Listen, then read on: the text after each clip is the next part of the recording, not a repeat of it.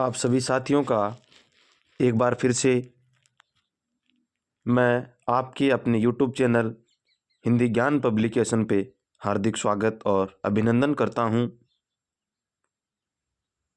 दोस्तों, हम हिंदी साहित्य का महाअभ्यास कर रहे हैं और इसमें हमारी जो हिंदी साहित्य से संबंधित प्रश्नों की जो श्रृंखला है वो चल रही है। आज हम इसके अंदर हिंदी साहित्य में आज हम आदिकालीन फुटकर साहित्य है उसको पढ़ने वाले हैं। किन को हम आदिकालीन फुटकर साहित्य है वो कहते हैं, इनके बारे में हम जितने भी क्वेश्चन हैं उनका विस्तार पूर्वक से अध्ययन करेंगे। तो आइए हम हमारे पहले प्रश्न की ओर बढ़ते हैं। हमारा आज का जो पहला प्रश्न है वो यह है कि वह साहित्य जिसका उल्लेख प्रत्यक्ष रूप से आदिकाल में नहीं किया गया उन्हें क्या कहते हैं। वह साहित्य जिसका प्रत्यक्ष रूप से आदिकाल के अंदर उल्लेख नहीं हुआ है, किसके अंदर उल्लेख है, उसे क्या कहते हैं। तो उसे हम फुटकर या स्वतंत्र साहित्य कहते हैं। अब हम इसको आदिकालीन जो आदिकाल शुरू हुआ था, हम आदिकालीन साहित्य की बात करें तो ये शुरू होने से पहले कुछ ऐसी रचनाएं हैं जिसको हमने पहले पढ़ा भी है, उसके बारे में विस्तार से हमने प्रश्न भी कर लिए हैं। तो ऐसी रचनाएं जिनके शुरू होने से पहले कुछ ऐसी रचनाएं मिलती हैं, उन रचनाओं को हम आदिकाल के अंदर नहीं रखते हैं, तो उन्हें हम फुटकर या स्वतंत्र साहित्य है वो कहते हैं। फुटकर साहित्य और स्वतंत्र साहित्य है वो किसने कहा है, इसकी भी हम चर्चा अगले प्रश्न में करेंगे। तो हमारा पहला प्रश्न था कि वह साहित्य जिसका उल्लेख प्रत्यक्ष रूप से आदिकाल में नहीं किया गया उन्हें क्या कहते हैं। तो उन्हें हम फुटकर या स्वतंत्र साहित्य है वो कहा जाता है। अगला प्रश्न है, निम्न में से विद्यापति का जन्म काल है। वेरी इंपॉर्टेंट प्रश्न है। फुटकर साहित्य में हम फुटकर साहित्य के अंदर किन किन कवियों को रखेंगे, उनकी जितनी भी रचनाएं हैं उनसे प्रश्न, कवि के जितने प्रश्न बनेंगे उन प्रश्नों को हम एक एक लाइन से प्रश्नों की गहराई से अध्ययनता करेंगे। तो विद्यापति का जो जन्म काल है वो 1360 से 1445 ईस्वी माना जाता है। अगला प्रश्न है, निम्नलिखित में से एनसीईआरटी के अनुसार विद्यापति का जन्म काल क्या है। तो विद्यापति का जन्म काल है वो एनसीईआरटी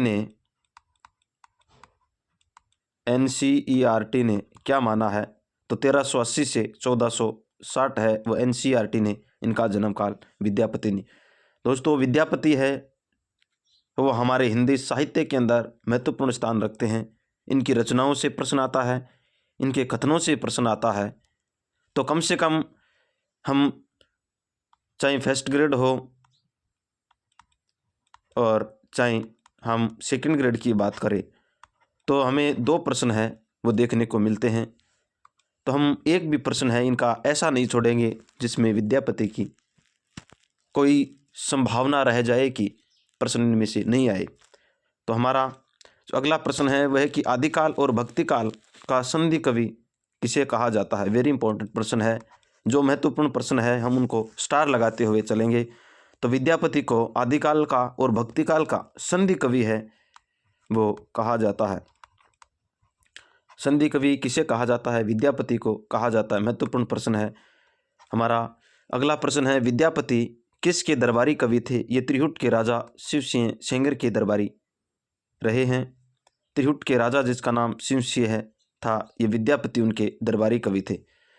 वेरी इंपॉर्टेंट प्रश्न है, महत्वपूर्ण प्रश्न है। निम्नलिखित में से विद्यापति को किसने श्रृंगारी कवि माना है। बहुत ही महत्वपूर्ण प्रश्न है। विद्यापति को ऐसे कौन से रचनाकार हैं जिन्होंने कवि है श्रृंगारी कवि है वो माना है। तो विद्यापति को श्रृंगारी कवि मानने वाले कवि कौन कौन से। पहला ऑप्शन है आचार्य रामचंद्र शुक्ल, दूसरा ऑप्शन है डॉक्टर रामकुमार वर्मा, तीसरा है डॉक्टर बच्चन एवं रामवृक्ष बेनपुरी। रामवृक्ष बेनपुरी, रामवृक्ष बेनपुरी, महामहोपाध्याय हरप्रसाद शास्त्री। या उपयुक्त सभी। तो इनमें से कौन सा कवि है जिसको विद्यापति को श्रृंगारी कवि है? इसमें आचार्य रामचंद्र शुक्ल ने मानते हैं, डॉक्टर रामकुमार मानते हैं, और बच्चन सिंह है, और रामपुरी बेनपुरी है, रामवृक्ष बेनपुरी भी मानते हैं, महामहोपाध्याय, हरप्रसाद शास्त्री। तो इस प्रकार हमारा जो ऑप्शन नंबर 5 है वो बिल्कुल सही होगा। विद्यापति की श्रृंगारी कवि मानने वाले कवियों की ट्रिक है वो हम पहले के वीडियो में दे रखी है, आप वीडियो को जाके देख सकते हैं। अगला प्रश्न है, विद्यापति को भक्ति कवि मानने वाले विद्वान कौन से हैं? आचार्य हजारी प्रसाद द्विवेदी, बाबू श्याम सुंदर दास। तो वेरी इंपॉर्टेंट प्रश्न है, भक्ति कवि किसने माना है, श्रृंगारी कवि किन्होंने माना है? तो इसकी ट्रिक है, ये भी हम वीडियो में उपलब्ध करवा देंगे, आप वहाँ देख लेंगे। हजारी प्रसाद द्विवेदी, और इसमें है भगवान श्याम का हम ट्रिक की बात करें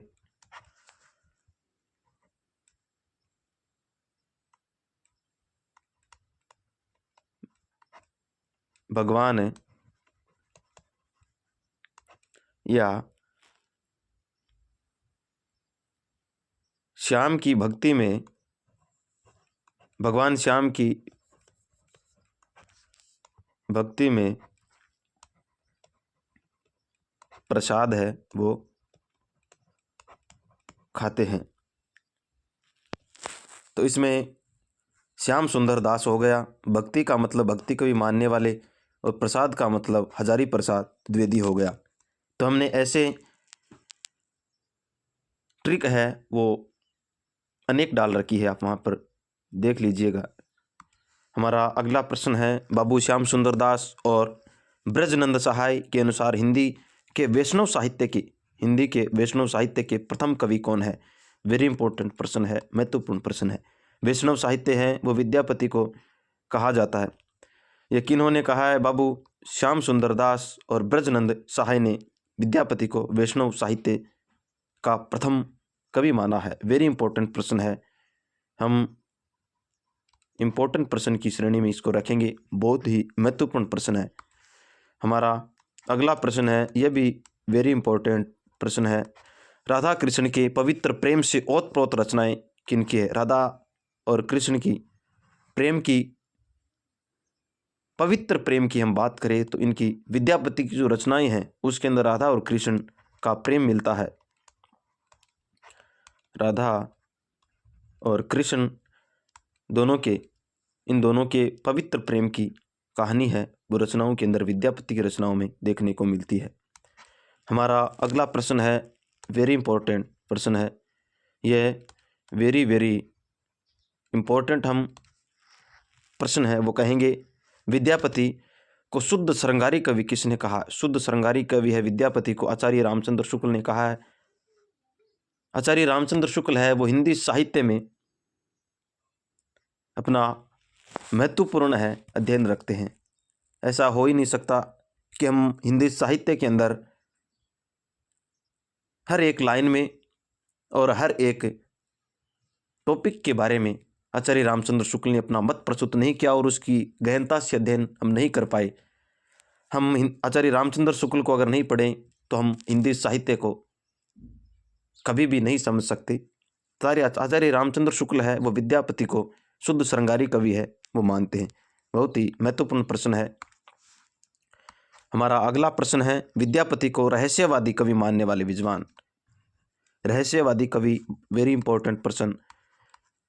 यह क्लास है आप सभी के लिए बहुत ही महत्वपूर्ण है, हिंदी साहित्य के लिए बहुत ही महत्वपूर्ण है।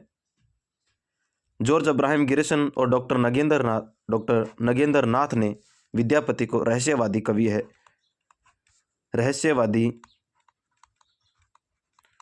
रहस्यवादी कवि है वो विद्यापति को इन्होंने माना है। अगला प्रश्न है, वेरी इंपॉर्टेंट प्रश्न है, बहुत ही महत्वपूर्ण प्रश्न है। वो ये है कि यह कथन किसने कहा? विद्यापति के लिए कथन है, आध्यात्मिक रंग के चश्मे आजकल बहुत सस्ते हो गए। ये प्रश्न है वो फर्स्ट ग्रेड भर्ती के अंदर पूछा गया है पहले का। तो आचार्य रामचंद्र शुक्ल ने विद्यापति को आध्यात्मिक रंग के चश्मे आजकल बहुत सस्ते हो गए हैं। आध्यात्मिक रंग के चश्मे आजकल बहुत सस्ते हो गए हैं, यह कथन किसके लिए प्रयुक्त हुआ, ऐसे भी पूछ सकता है एग्जामिनर। तो ये विद्यापति के लिए आचार्य रामचंद्र शुक्ल का दिया हुआ कथन है, बहुत ही महत्वपूर्ण है ये प्रश्न। अगला प्रश्न है, यह भी वेरी इंपॉर्टेंट प्रश्न है। विद्यापति को भक्ति कवि कहना उतना ही मुश्किल है जितना खजुराहो की मंदिरों को आध्यात्मिक कहना। ये कथन है डॉक्टर बच्चन सिंह का है। और डॉक्टर बच्चन सिंह ने किसके लिए कहा है, तो विद्यापति के लिए कहा है कि भक्त कवि कहना उतना ही मुश्किल है जितना खजुराहो की मंदिर को आध्यात्मिक कहना। यानी खजुराहो की जो मंदिर है उसको हम आध्यात्मिक नहीं कह सकते, जल्दी से उसको आध्यात्मिकता की ओर नहीं ले जा सकते। उसके अंदर प्रेम से संबंधित है, कुछ अलग अलग प्रकार की चीज़ें उसके अंदर देखी जाती है। तो इस प्रकार का हमें संदेह प्रकट होता है। तो जो डॉक्टर बच्चन सिंह ने विद्यापति के लिए प्रयुक्त किया है। तो यह प्रश्न है वो वेरी इंपॉर्टेंट प्रश्न है। अगला प्रश्न है महत्वपूर्ण प्रश्न है, रचनाओं से संबंधित है, महत्वपूर्ण। निम्न में से विद्यापति की रचनाएं हैं वो कौन सी है? विद्यापति की रचनाएं कौन सी है? कीर्तिलता, कीर्ति पताका, भू परिक्रमा, पदावली, पुरुष परीक्षा, लिखनावली, गंगा वाक्यावली, दुर्गा भक्त तरंगिणी।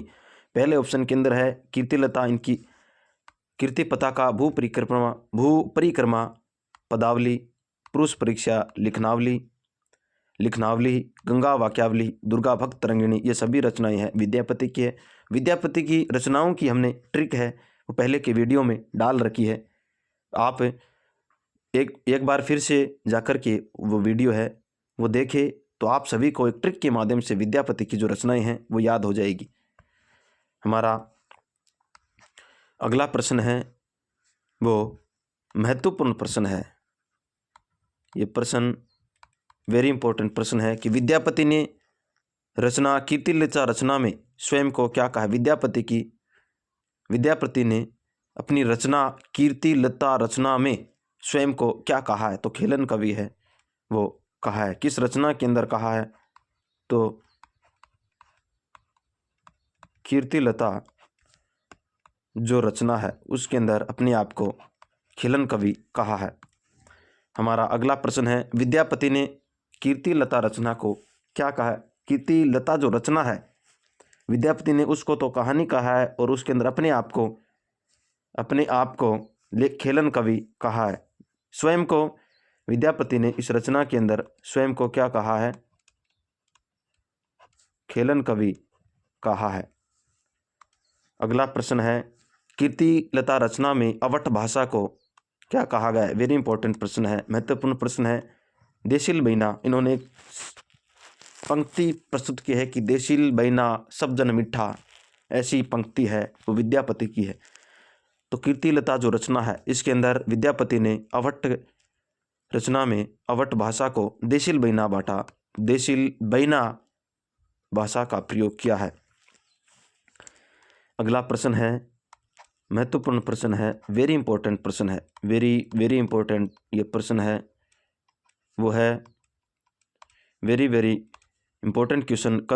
किस कवि को मैथिल कोकिला और अभिनव जयदेव कहा गया है? विद्यापति को क्या कहा गया है? विद्यापति को एक तो मैथिल कोकिला कहा गया है, मैथिल कोकिल कहा गया है, और एक इनको कहा गया अभिनव जयदेव। यह विद्यापति को कहा गया है। वेरी इंपॉर्टेंट प्रश्न है। हमारा अगला प्रश्न है, किस रचना के आधार पर विद्यापति को मैथिल कोकिल और अभिनव जयदेव है वो कहा गया? वेरी इंपॉर्टेंट प्रश्न है। पदावली रचना है, पदावली रचना के आधार पर इनको मैथिल कोकिल और अभिनव जयदेव कहा गया है। ये प्रश्न है वो महत्वपूर्ण प्रश्न है। हमारा अगला प्रश्न है कि आचार्य रामचंद्र शुक्ल ने कीर्तिलता रचना की भाषा क्या कहा, क्या भाषा को क्या कहा है। जो कीर्ति लता रचना है उसको आचार्य रामचंद्र शुक्ल ने क्या कहा है, उसकी रचना को इन्होंने टकसाली अपभ्रंश या पूर्वी अपभ्रंश है, टकसाली भ्रंश और पूर्वी अपभ्रंश है, वो इन्होंने किस रचना को कहा है।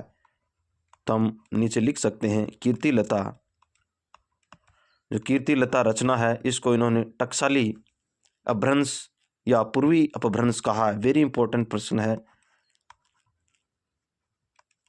महत्वपूर्ण क्वेश्चन है। हमारा अगला प्रश्न है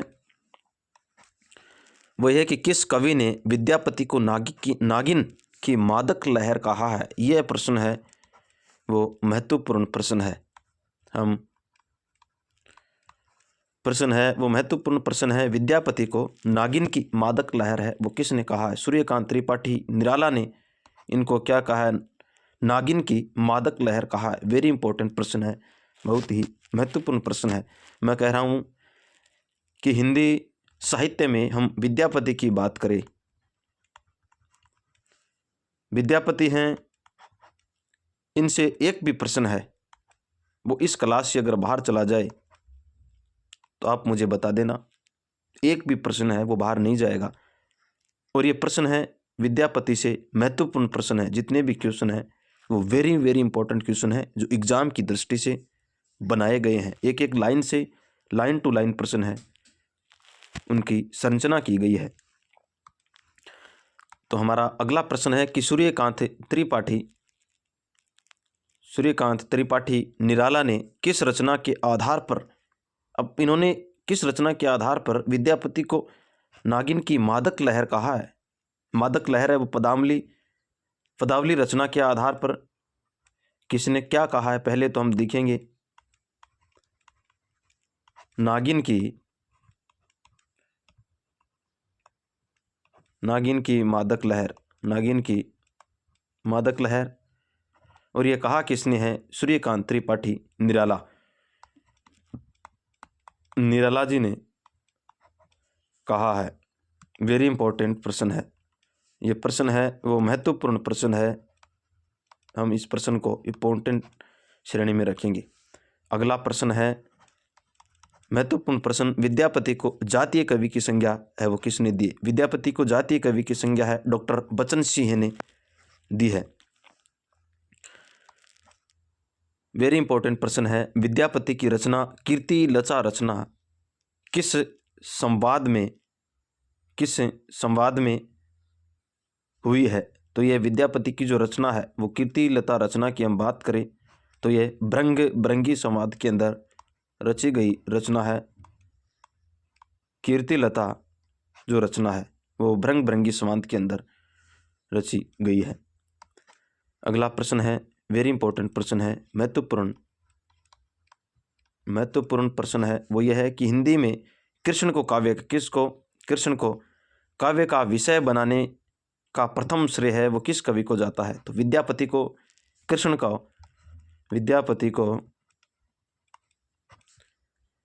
को काव्य का विषय बनाने का श्रेय है वो जाता है। इनको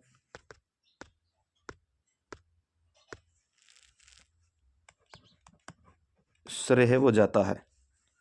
वेरी इंपॉर्टेंट प्रश्न है।